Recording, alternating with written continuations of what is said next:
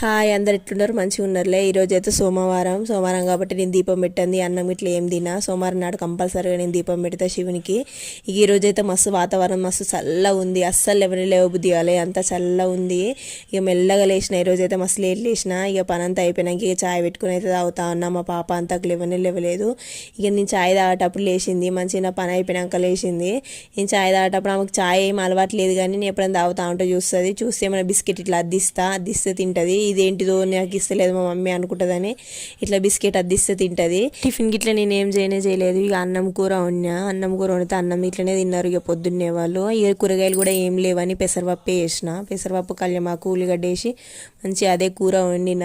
నేను ఇంతకుముందు వీడియోలో మనీ ప్లాంట్ పెట్టిన, గ్లాస్ బాటిల్ అని వీడియో కూడా తీసిన.